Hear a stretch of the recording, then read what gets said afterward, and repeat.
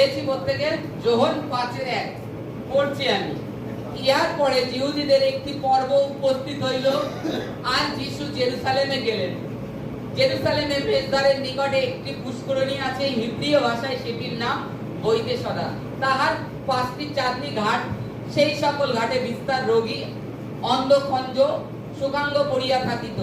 তাহারা জল সঞ্চালনের অপেক্ষায় থাকিত, কেননা বিশেষ বিশেষ সময় ওই পুষ্করিণীতে প্রভুর এক দূত নামিয়া আসিতেন ও জল কম্পন করিতেন। সেই জল কম্পের পরে যে কেহ প্রথমে জলে নামিত, তাহার যে কোনো রোগ হোক, সে তাহা হইতে মুক্তি পাইত।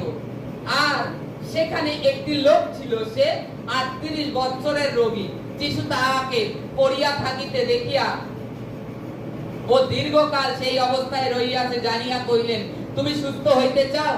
রোগী উত্তর করিল, মহাশয়, আমার এমন কোন লোক নাই যে যখন জল কম্পিত হয় তখন আমাকে পুষ্করিণীতে নামাইয়া দেয়। আমি যাইতে যাইতে আর একজন আমার আগে নামিয়া পড়ে। যিশু তাহাকে কহিলেন, উঠো, তোমার খাট তুলিয়া চলিয়া বেড়াও। Hallelujah, hallelujah. এখানে আমরা এই যে বাক্যটা আমি পড়তাম না, এতটা পড়লাম খালি আপনাদেরকে বিস্তার ভাঙিয়ে দিতে পারি পবিত্র আত্মা কি বলতে যাচ্ছে। পবিত্র আত্মা কি বলতে যাচ্ছে এখানে দেখি, এই যে ব্যক্তি 38 বছর অপেক্ষা করে রয়েছে যে কালকে জল কম্পন হবে কিংবা বর্ষা হবে, যেদিনই হবে আমি যদি একবার নামতে পারি আমি সুস্থ হয়ে যাব। আমি যদি একবার সেই জলে প্রথমে নামতে পারি আমি সুস্থ হয়ে যাব। এই ভাবতে ভাবতে তার 38 বছর ওখানে শুয়ে কেটে গেছে। তখন কি হলো? শেষে কে আসলো তার কাছে? যিশু। যিশু এসে কি বলছেন? তুমি কি সুস্থ হতে চাও? তুমি কি সুস্থ হতে চাও? কারণ যিশু অন্তরে জেনে গিয়েছেন এই ব্যক্তি 38 বছর ধরে এখানে অপেক্ষায় রয়েছে কবে জল কম্পন হবে, আর আমি সেখানে প্রথমে নামবো। তখন যিশু কি করলেন? তখন সে অনেক কিছু ভেঙে চুরে বলছেন, মহাশয়, তার মনের ব্যথা যেরকম আমাদের হয়, তখন সে মনের ব্যথা ভেঙে বলছে, মহাশয়, আমি দীর্ঘদিন ধরে এখানে অপেক্ষায় আছি, আমার এমন কেউ নেই জল কম্পনের সময় আমাকে একটু ঠেলে নামিয়ে দেয়। তার মনের ব্যথা প্রভুর কাছে তুলে ধরেছে যে মহাশয় কেউ আমাকে নামিয়ে দেয়, সেই অপেক্ষায় ছিল। কিন্তু তখন প্রভু যিশু কি বললেন? তুমি কি সুস্থ হতে চাও? প্রভু তাকে কি বলছে? তুমি কি সুস্থ হতে চাও? তখন একজন পীড়িত ব্যক্তি কি বলবে? হ্যাঁ, সেও বলছে আমি সুস্থ হতে চাই। তা বলছে, চলো ওঠো, তোমার বিছনা গুটিয়ে হাঁটো। কি মানে কে আসলো? ওঠো, আমার বিছনা গুটিয়ে হাঁটো। সে কি করলো? কিছুই করেনি। সে কি করলো? সঙ্গে সঙ্গে কোনো কিছু ডানে বায়ে দেখলো না, যে বলছে এই ব্যক্তিকে উঠতে বললো, আমি উঠি দেখি। সঙ্গে সঙ্গে উঠে গেল, উঠে সে হাঁটা চলা করছে, সে সুস্থ হয়ে গেছে, তার সেই সমস্যা আর নেই। আজও যিশু এইটাই বলছেন আপনাকে, আমাকে, প্রত্যেককে বলছে, ওঠো, ওঠো, তোমাদের যে পীড়িতের যে শয্যার উপরে শুয়ে রয়েছে সেই শয্যা গুটোয় নিয়ে হাঁটো। আজও প্রভু এটাই বলছেন, ওঠো, কারণ আমি এসে গেছি। তোমরা কখন পীড়িত ছিলে? যখন আমি আসিনি, যখন তুমি আমাকে জানোনি, তখন তুমি অসুস্থ ছিলে, তখন তুমি পীড়িত ছিলে। কিন্তু আজকে তুমি আমাকে জানো, তুমি অসুস্থ নয়, তুমি ওঠো, তোমার শয্যা তুলে হাঁটো। প্রভু আজ প্রত্যেককে এটাই বলছেন পবিত্র আত্মা, যে তোমরা ওঠো, হাঁটো। প্রভু যিশু বলেছেন তার বাক্যে, বিশ্বাস করো ঈশ্বরের উপরে, আর কিছু নয়। প্রভুর উপরে বিশ্বাস করো, যে প্রভুর বাক্যে লেখা আছে যে তার মার খাওয়ার জন্য আমি সুস্থ হয়েছি। কি? তার মার খাওয়ার জন্য আমি সুস্থ হয়েছি। আমরা জানি ভালো করে, ঈশ্বরের বাক্যে লেখা আছে প্রভু যখন ক্রুশে গেলেন, ক্রুশে গিয়ে কি বলছেন? ক্রুশে গিয়ে বলছেন সমস্ত কিছু পূর্ণ হলো। হৃদয়ে প্রভু যীশু খ্রিস্ট জানলেন, তখন কি করলেন? পিতা, তোমার হস্তে আমার প্রাণ সমর্পণ করছি। তার শেষে কি হয়? তারপরে তাকে একটা পঞ্চে করে তিক্ত মিশ্রিত দ্রাক্ষারস তাকে দেয়, তাই তো? তিত দ্রাক্ষারস কেন দেয় জানি? কেন তিত দ্রাক্ষারস তাকে দেওয়া হয়েছিল? জানি এগুলো আত্মিক বিষয়, ঈশ্বরের পবিত্র আত্মা না জানালে আমরা জানতে পারি না। কেন দেওয়া হয়েছিল তিত দ্রাক্ষারস? সেই সময় রোমান সাম্রাজ্যের কৈশোরের সময় রোমান যে রাজত্ব করত, নিয়ম ছিল যে পিত্ত মিশ্রিত যে দ্রাক্ষারস তিত পুরুষে, আমরা জানি প্রভু আমাদের জন্য অনেক যাতনা ভোগ করছেন, তাই তো, তার অনেক কষ্ট হচ্ছে। সেই সময় আইন ছিল, নিয়ম ছিল, যাকে ক্রুশে দেয়া হতো তাকে ওই পিত্ত মিশ্রিত দ্রাক্ষারস তার মুখে দেয়া হতো। কেন জানেন? এই কারণে যখন এই জীবে তিত দ্রাক্ষারস দেয়া হতো তিতর স্বাদের জন্য, তিতের জন্য, তখন তার ব্যথাটা কম ভুল হতো, ভুলে যেত, ভুলে কম অনুভব করত। এই কারণে মুখে তিত দ্রাক্ষারস দেয়া হতো, ব্যথা ভুলে যেন ওই তিতের দিকে মন চলে যায়, লক্ষ্য চলে যায়। এই কারণে প্রভু যিশু মুখে নিয়ে আবার ফেলে দিয়েছিলেন, আমরা জানি বাইবেলে লেখা আছে। কারণ তিনি সম্পূর্ণ ব্যথাটাকে অনুভব করতে চেয়েছেন, যে মানব জগতে আসলে একটা মানুষের কতটা কষ্ট হতে পারে সেটা সম্পূর্ণ তিনি অনুভব করলেন তার শরীরে। এই কারণে তিনি ওই পিত্ত মিশ্রিত দ্রাক্ষারস ফেলে দিয়েছিলেন, তিনি খাননি। আর আজকে বাইবেল এটাই বলছে, প্রভু তোমাদের জন্য সমস্ত কিছু পূর্ণ করে দিয়েছেন। প্রভু বলছেন তোমাদের 38 বছরের রোগ নিয়ে আর থেকো না, তোমরা ওঠো, কারণ আমি এসে গেছি। তোমাদের জন্য সমস্ত কিছু আমি ক্রুশে পূর্ণ করে দিয়েছি। আর তোমাদেরকে কাঁদার প্রয়োজন নেই। কার কাছে? ওই রোগের জন্য আর কেঁদো না, প্রভুর কাছে কাঁদো। প্রভু তোমার ধন্যবাদ, তুমি আমার জন্য করে দিয়েছো, আমি সুস্থ হয়েছি।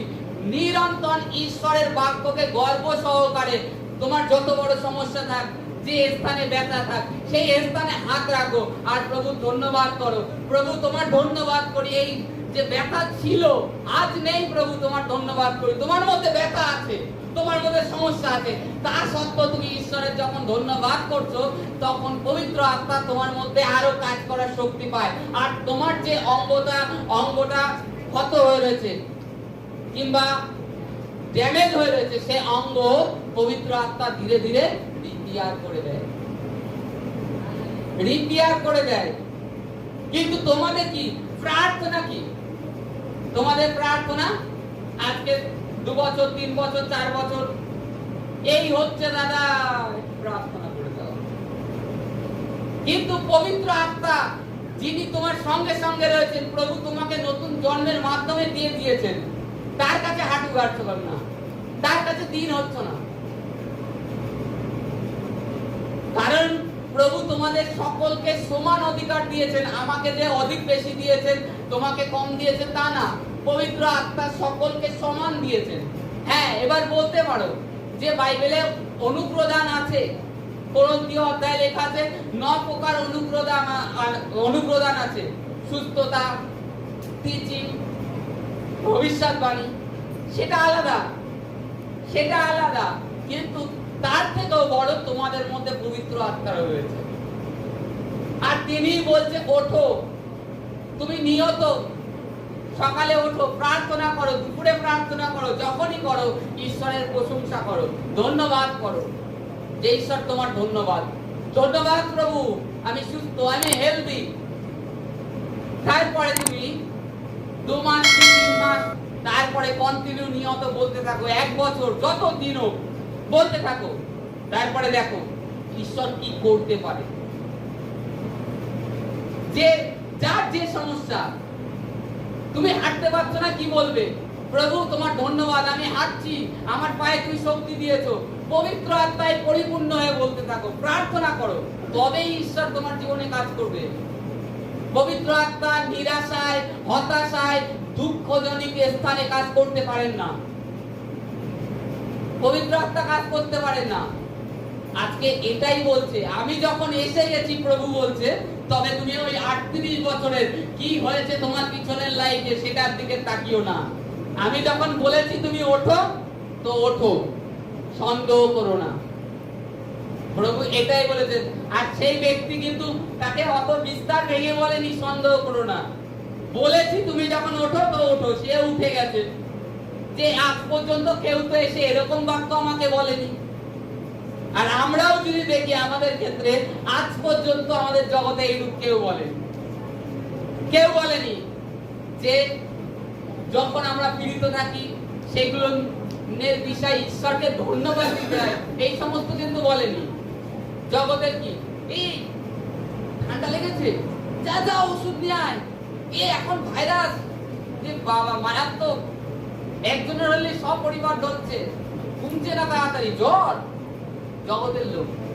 কিন্তু বাইবেল বলছে তোমার ডানে 10,000 পাশে 1000 পড়বে, তোমার নিকটে আসবে না, তোমার কোনো হানি হবে না। ঈশ্বর তার দূতকে আজ্ঞা দিয়ে রেখে দিয়েছে, ঈশ্বর আজ্ঞা দিয়ে রেখে দিয়েছে যেন তোমাকে রক্ষা করেন তারা।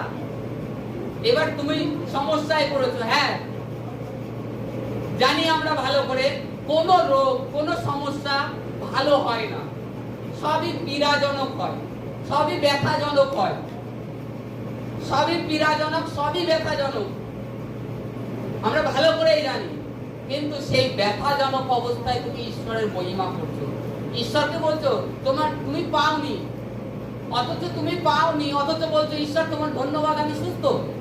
এটা হচ্ছে আত্মিক জগতের চাবি, এটা হচ্ছে আত্মিক জগতের চাবি তালা খোলার জন্য। তোমার শরীরের সমস্যা, পারিবারিক আর্থিক সমস্যা, আত্মিক জগতের চাবি তুমি যেরকম প্রশংসা করো। উদাহরণস্বরূপ আমি ঈশ্বরকে বলছি কয়েকদিন যাবত ধরে যে কাজ আমার একেবারে মোটামুটি, এখন জানি আমরা সকলেই জানি পুজোর সিজন, কাজ সবারই চলে। তা আমি সকালবেলায় উঠে প্রার্থনা করছি কয়েকদিন ধরে, প্রভু তোমার ধন্যবাদ। আমার 2-3 দিন ধরে প্রভু তোমার ধন্যবাদ, প্রচুর কাজ দিচ্ছ প্রভু, তোমার ধন্যবাদ। আমি জানি কাজের কোনো নেই। এর মধ্যে আমি ভাবছিলাম হয়তো আমাকে পুজোর মধ্যে বসে থাকতে হবে। তো ঈশ্বর যদি আমাদেরকে চালান তবে কে আমাদেরকে আটকে রাখতে পারে? আমি এইভাবে প্রার্থনা করছি পুজোর মধ্যেই কাজ। ফোন এসছে, কালকে যেরকম সকালে প্রার্থনা করছি যে প্রভু তোমার ধন্যবাদ, তুমি আমার কাজ দিচ্ছ। কালকে একটা কল এসছে, আজকে ওরকম সকালবেলায় উঠে প্রার্থনা করছি যে প্রভু তোমার ধন্যবাদ, আমার প্রতি কাজ দিয়ে ধন্যবাদ। এইভাবে প্রার্থনা করছি। আজকেও আমার ফোন এসছে, আজকে আবার সেখানে গিয়ে আমার দেখে আসতে হচ্ছে, কারণ আমি নেই জিনিসটাকে বলেছি আছে। যদি বাইবেলের সিক্রেট আমরা যদি দেখি, আদিতে ঈশ্বর কি দেখেছিল? আকাশ মণ্ডলে শূন্য, পৃথিবীকে বলেছিল পৃথিবী হয়ে যাক। ঈশ্বর কি সন্দেহ করেছিল? ঈশ্বর কিছুই দেখেনি, কিন্তু বলেছে হয়ে যাক, বাক্য বলেছে, হয়ে গেছে, হয়েছে তো। তারপরে পৃথিবী দেখতে জল রয়েছে একদিকে, তখন বললে জল আলাদা হয়ে যাক, হয়ে গেছে। ঈশ্বর তিনি বাক্য বলেছেন, সেটা হয়ে গেছে। ঈশ্বরও সন্দেহ করেনি। আজকে আমরা সব থেকে বড় জিনিস সন্দেহ করি। নেই জিনিসকে যখন তুমি বলো আছে, তখনই তোমার জীবনে সেই আত্মিক জগতে কাজ শুরু হয়ে যায়। তোমার জন্য কিভাবে তোমাকে দেবে তার জন্য, কারণ তুমি সন্দেহ করনি, নেই অবস্থায় বলছে আছে। আব্রাহাম কে বলেছে ঈশ্বর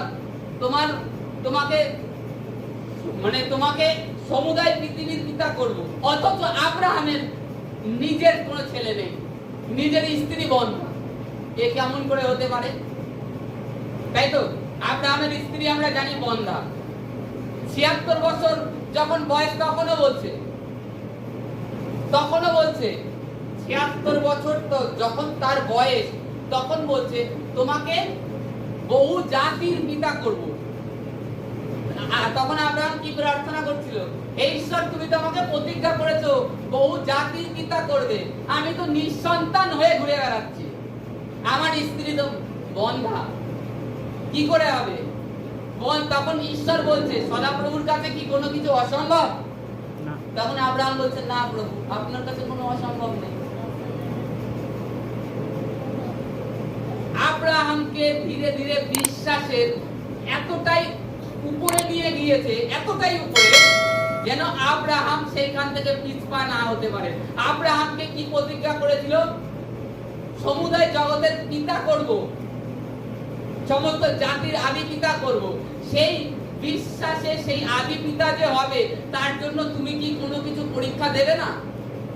তোমার ধৈর্যটা দেখাতে হবে না? সমুদয় জগতের আদি পিতা হবে। এই কারণে ঈশ্বর ধীরে ধীরে তাকে 100 বছর অবধি নিয়ে গিয়েছিল। 100 বছরে যখন সন্তান দেয়, তারপরে কি বলে ঈশ্বর? যে এবার তোমার পুত্রকে নিয়ে গিয়ে বলি দাও। ঈশ্বর যাও একটা সন্তান দিল আব্রাহাম, হয়তো মনে মনে তখন হয়তো ভাবছিল এর দ্বারা ঈশ্বর আমার বংশ বহু জাতির মতো করবে। ঈশ্বর যে প্রতিজ্ঞা করেছে আদি পিতা আমাকে করবে, এবার ঈশ্বর বলি দিচ্ছে, বলি দিতে বলেছে। আব্রাহাম কি করলো? সন্দেহ করেনি। ঈশ্বর বলেছে তিনি করবেন। তিনি আমার স্ত্রী যার বয়স 99 বছর যে বাস ছিল, সে যদি সন্তান দিতে পারে, তবে ঈশ্বর যে প্রতিজ্ঞা করেছেন আমাকে বহু জাতির পিতা করবেন, তাহলে তিনি কি করবেন না? ঈশ্বরের বাক্যে তিনি সন্দেহ করেননি। না সন্দেহ করে চলে গেছে মরিয়া পাহাড়ে বলি দিতে। বলি দিতে চলে গেছে। বলি দিতে গিয়ে তখন ঈশ্বর বলছে, আব্রাহাম থামো, আমি তোমার বিশ্বাস দেখেছি, তোমার ছেলের থেকেও আমাকে অধিক প্রেম করো, ছেলের থেকেও বেশি তুমি আমাকে ভালোবাসো। ঈশ্বরের কাছে আব্রাহাম বিশ্বাসের লেভেলটা পুরোপুরি কমপ্লিট করে ফেললো ওই জায়গায়, যে ঈশ্বরকে বেশি ভালোবাসে। তখন আর তাকে বলি দিতে হলো না। আর সেই আব্রাহাম থেকে আজকে আমরা দেখি বাইবেলে, যদি দেখি উদাহরণস্বরূপ, যে পৃথিবীতে যদি 750-800 কোটি মানুষ থাকে, খ্রিস্টকে কত লোক জানে? মিনিমাম 3 থেকে 400 কোটি লোক খ্রিস্টকে জানে। আজকে যারা এই খ্রিস্টকে জানে তারা আব্রাহামের সন্তান। তবে সেই বাক্য কি আজ পূর্ণ হয়নি? হয়েছে। খালি আব্রাহাম ঈশ্বরের বিশ্বাসে দাঁড়িয়েছে। আজকে আমরাও যেন প্রভু যিশু যে এসে 38 বছর রোগগ্রস্ত ব্যক্তির কাছে, তিনি যেরকম বলেছে শয্যা তোমার ওই পিড়িতে শয্যা ছাড়ো, ওই ধরনের বাক্য আর বলো না কেউ আসেনি প্রভু, এতদিন শুয়ে রয়েছি, কেউ যে আমাকে জলের কাছে নামিয়ে দেয়, এতদিন ঘরে শুয়ে রয়েছি, কেউ যদি আমাকে একটু ডাক্তার কাছে নিয়ে যায়। না, প্রভু এটা বলছেন, তুমি আমি যে এসছি তোমার ওই পিড়িতে শয্যা ছাড়ো, প্রভুর মহিমা করতে করতে ওঠো।